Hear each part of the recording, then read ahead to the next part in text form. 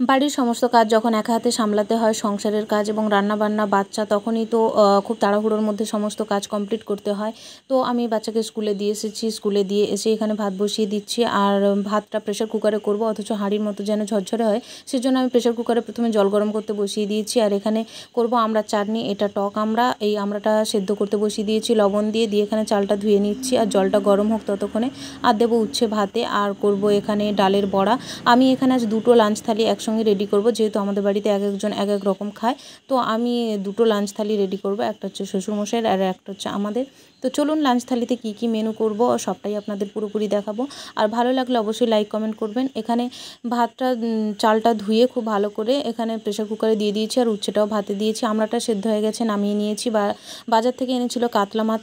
কাতলা মাছটাকে খুব ভালো করে ধুয়ে নুন হলুদ মাখিয়ে নিচ্ছি। কড়াইতে তেল গরম করে দিয়ে দিচ্ছি এখানে মাছটা করব ঝাল। মাছটা ঝাল করব। আর এটা ছিল অনেক বড় কাতলা মাছ, প্রায় 3-4 কেজি ওজনের হবে। তো আমি বাকিটা ফ্রিজে রেখে দিয়েছি, আর কিছুটা এখানে নিয়েছি। এখানে আমি কোনো কিছু রেডি করে তারপর রান্না করতে বসি না, সমস্ত কিছু রান্না করতে করতেই রেডি করে নিই। এখানে রসুনটা ছাড়িয়ে নিয়েছি, আর সঙ্গে আদাও কেটে নিচ্ছি। নিয়ে এখানে মিক্সিতে গ্রাইন্ড করে নেব, আর সঙ্গে দিয়ে দিচ্ছি 4টে কাঁচা লঙ্কা। এখানে ভাতটাও হয়ে গেছে, এবারে নামিয়ে নেব ভাতটা আমি এখানে প্রেশার কুকারে করলেও আমি ফ্যান ঝারিয়ে নিই। আর ঝারিয়ে নিলে ভাতটা হয় খুব ঝরঝরে, আমি ভাতের ফ্যান রাখি না। তো আমি এখানে মাছটা ভেজে নিয়েছি, মাছটা ভাজা হয়ে গেছে, নামিয়ে নিয়েছি। আর চিংড়ি মাছ এনেছে বাজার থেকে, কুমড়ো শাক এনেছে, কুমড়ো শাক চচ্চড়ি করব, সেই রেসিপিটাও আমরা আপনাদের পুরোপুরি দেখাবো। মাছের ঝালটা প্রথমে বসিয়ে দিই, তারপর এখানে পেঁয়াজটা কেটে নিয়ে এখানে মাছের ঝালটা বসিয়ে দিয়েছি। পেঁয়াজটা ভাজা ভাজা করে নিয়ে এখানে দিয়েছি পেঁয়াজ, আদা, রসুন, টমেটো, আর গুঁড়ো মশলা দিয়েছি, লঙ্কা গুঁড়ো, জিরে গুঁড়ো, হলুদ গুঁড়ো দিয়ে খুব ভালো করে নেড়ে চেড়ে মশলা কষিয়ে এখানে জল ঢেলে দিয়েছি।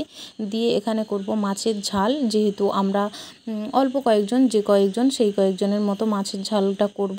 আর আমার মেয়ে যেহেতু মাছের ঝাল খায় না, তাই ওর জন্য মাছ ভাজা রেখেছি। কেমন হয়েছে অবশ্যই জানাবেন আমার মাছের ঝালটা দেখে, তো অবশ্যই ভালো লেগেছে নিশ্চয়ই।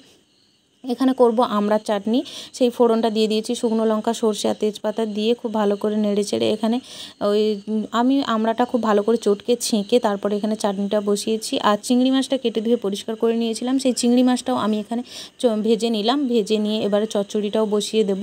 খুব তাড়াহুড়োর মধ্যেই সমস্ত কিছু রান্না করতে হয়, এবং সবজি কাটা সমস্ত কিছুই রেডি করতে হয়। তো সব কিছু কাটা ধোয়া একেবারে দেখানো সম্ভব নয়।